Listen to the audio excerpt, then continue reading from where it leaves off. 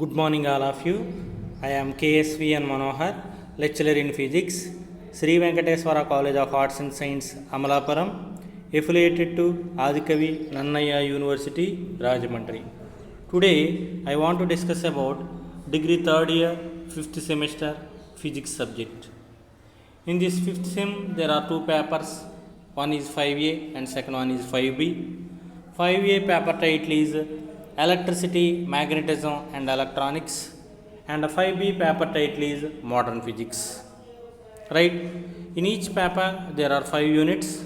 Today I want to discuss about 5B paper.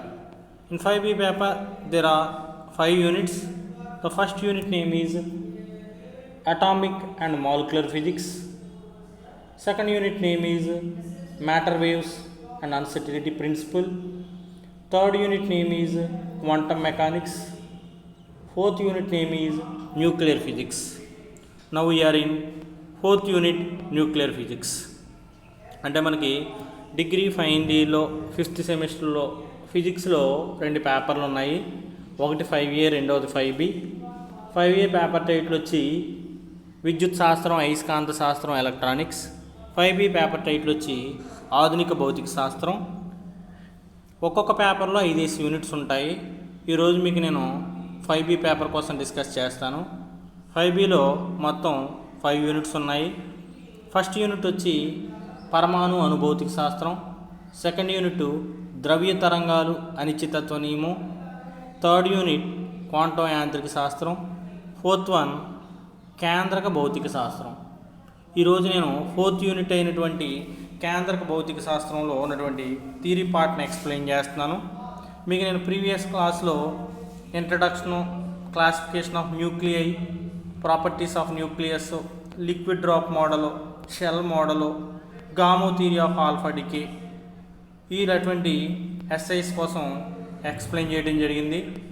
So ఇప్పుడు present concept in today's concept, that means after essay question Gamow theory of alpha decay, the next concept is explain about beta decay or explain about BETA. It is also a beta decay. అంటే beta క్షీణతను గురించి వివరించండి అని అడగడం జరుగుతుంది. Right, in this it is a short answer question. Side heading is beta decay. In this, beta decay is a process of emission of electrons from the nuclei.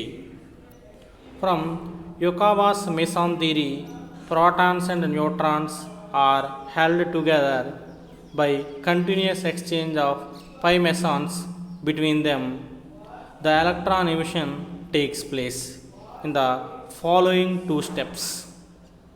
They are, first one, the spontaneous conversion of neutron into a proton by ejecting electron, pi minus meson. Pi minus meson decay is almost instantly an electron and anti-neutrino. అంటే మనకి ఇక్కడ again beta decay is a process of emission of electrons from the nucleus. అంటే కేంద్రకము నుండి ఎలక్ట్రాన్లు బయటకు ఉద్గారమయ్యేటువంటి ప్రక్రియను ఏమంటారంటే beta క్షీణత అని అంటారు. మనకు దీనిలో ఫ్రమ్ యుకావాస్ మెసాన్స్ థియరీ, యుకావాస్ మెసాన్ సిద్ధాంతం నుండి protons and neutrons are held together by continuous exchange of pi mesons between them, electron emission takes place. అంటే యుకావాస్ సిద్ధాంతం నుండి ప్రోటాన్లు, న్యూట్రాన్లు పై మెసాన్ని వాటిలో అవి మార్పిడి చెందించుకోవడం వలన ఇక్కడ ఎలక్ట్రాన్ ఉద్గారం అనేది 2 పద్ధతుల్లో జరుగుతుంది. సో అందులో మొదటగా spontaneous conversion of neutron into proton by ejecting pi minus meson. Okay, అంటే మనకిక్కడ న్యూట్రాన్ అనేది ప్రోటాన్గా మారే సందర్భంలో, అంటే తటస్థకైనమైనటువంటి న్యూట్రాను ధనాత్మక ఆవేశంగా కలిగినటువంటి ప్రోటాన్గా మారే సందర్భంలో ఇక్కడ ఒక ఎలక్ట్రాన్ని బయటికి ఎజెక్ట్ చేస్తుంది. So it is called pi minus. Okay. So pi minus ప్రాసెస్లో ఎలక్ట్రాన్ ఎమిట్ అవుతుంది. ఏ విధంగా అనేది ఎక్స్ప్రెషన్ చెప్తాను. So here pi minus meson decay is almost instantly an electron and antineutrino. ఈ పై మైనస్ అనేది ఒక ఎలక్ట్రాను యాంటీ న్యూట్రినోని ఇవ్వటం జరుగుతుంది. The reaction can be expressed as చెప్తున్నాను.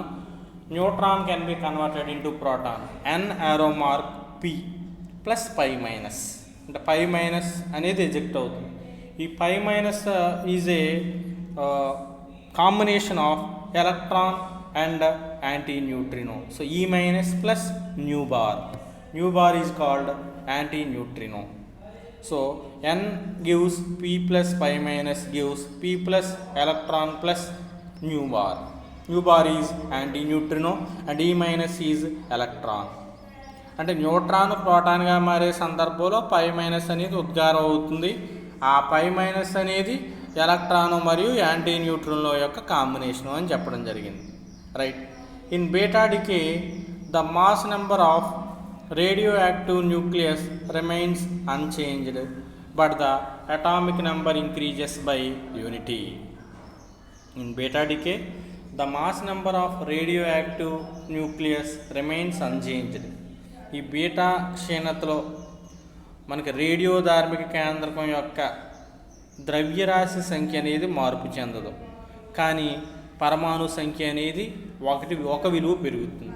సో ఏ విధంగా పెరుగుతుంది అనేది చెప్తున్నాను.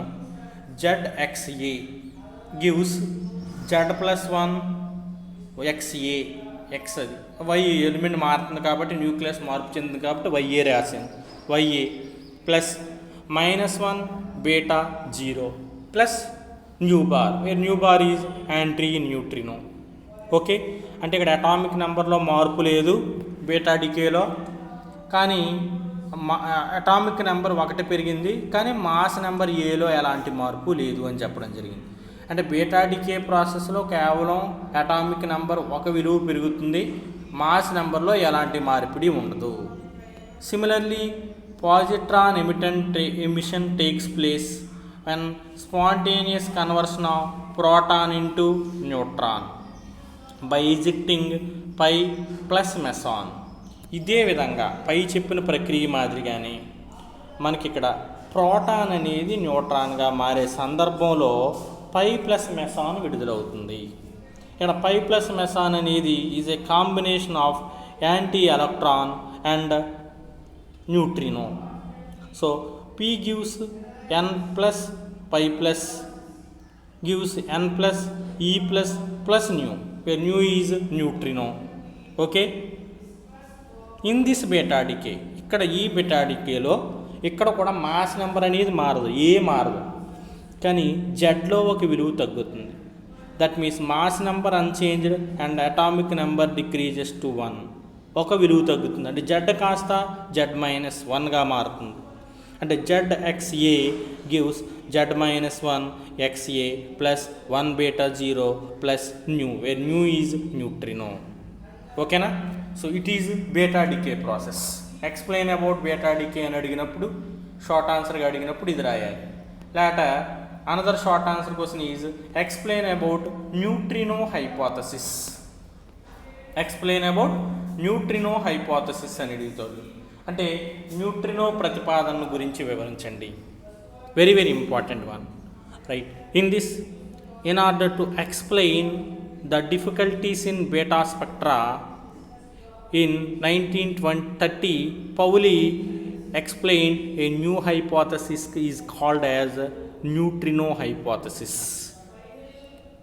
In beta decay, a neutral particle which has negligible mass when compared to electron mass, electron charge is also emitted with beta particle. This particle carry some amount of energy and momentum is known as neutrino. Again, in order to explain the difficulties with beta spectra, in 1930 Pauli explained a new hypothesis is known as neutrino hypothesis. In beta decay, a neutral particle which has negligible mass when compared to electron mass. Charge 0 is also emitted with beta particle. This particle can carry some amount of energy and momentum is known as neutrino. అంటే మనకి beta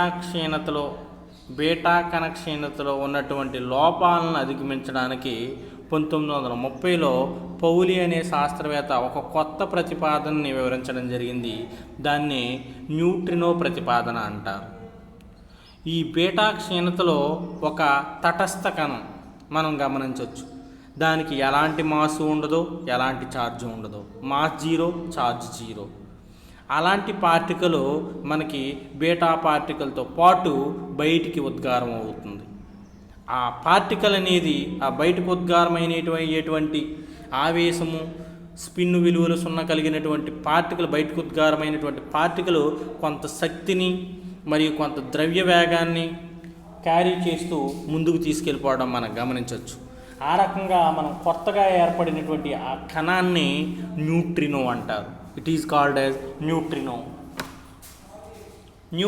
next para. Neutrino travels with velocity of light on the basis of neutrino theory. అంటే ఇక్కడ మనకి neutrino కణం, కొత్తగా ఏర్పడినటువంటి neutrino కణం అనేది బీటా డికేలో ఏర్పడినటువంటి కొత్త కణమైనటువంటి న్యూట్రినో కణం అనేటువంటిది కాంతి వేగంతో సమానంగా ప్రయాణిస్తుంది అని చెప్పడం జరిగింది. On the basis of neutrino theory, conservation of linear and angular momentum.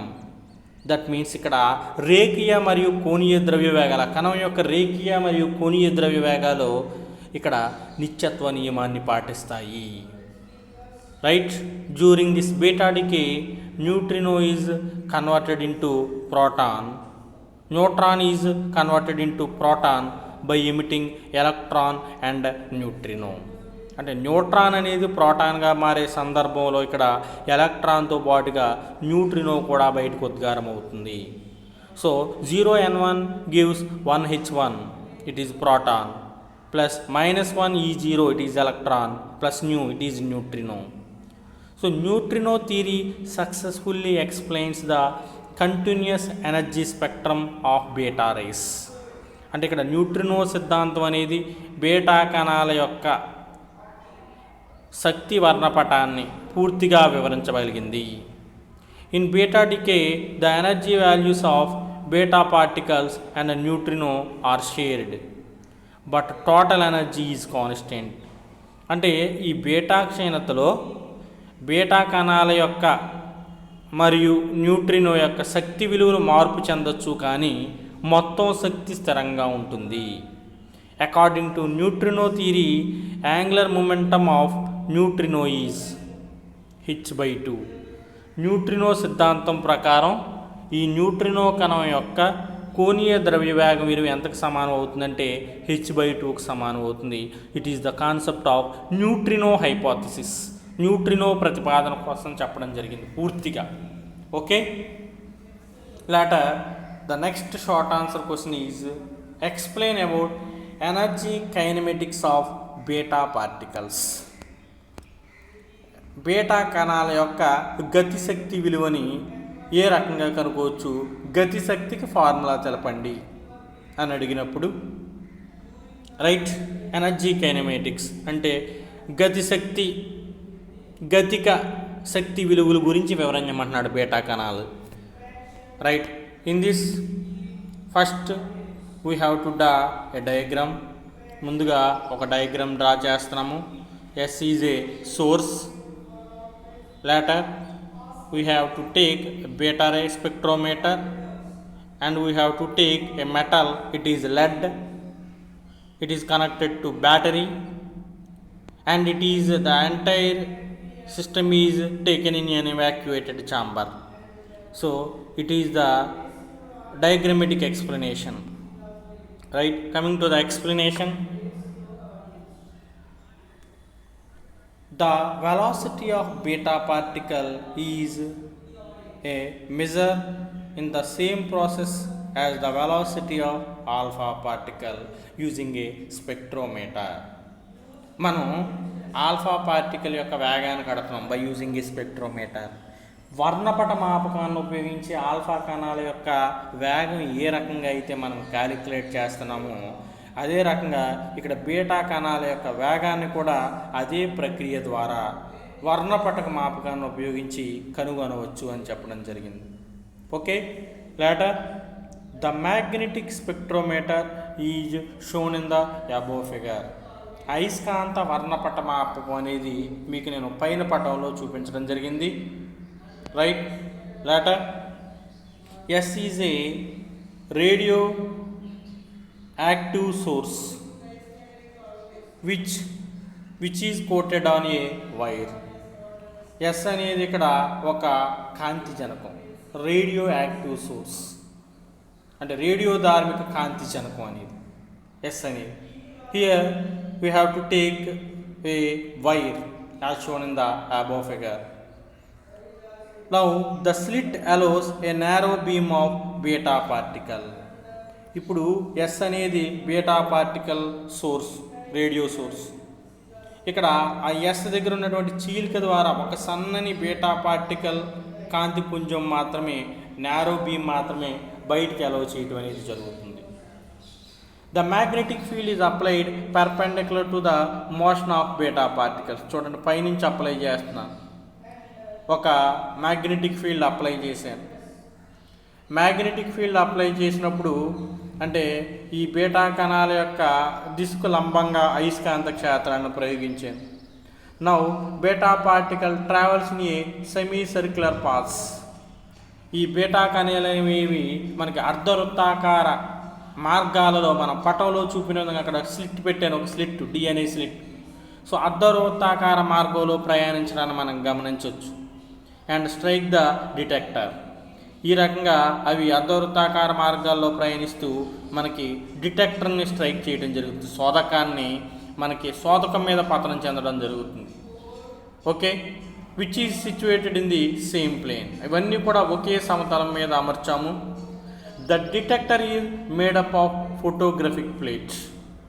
ఇక్కడ ఆ డిటెక్టర్ మీద, ఏ డిటెక్టర్ మీద అయితే మనకి ఇక్కడ బీటా రేస్ పడ్డాయో అది ఫోటోగ్రఫిక్ పలకతో తయారు చేయబడి ఉంటుంది, దాన్ని డెవలప్ చేసుకోవచ్చు.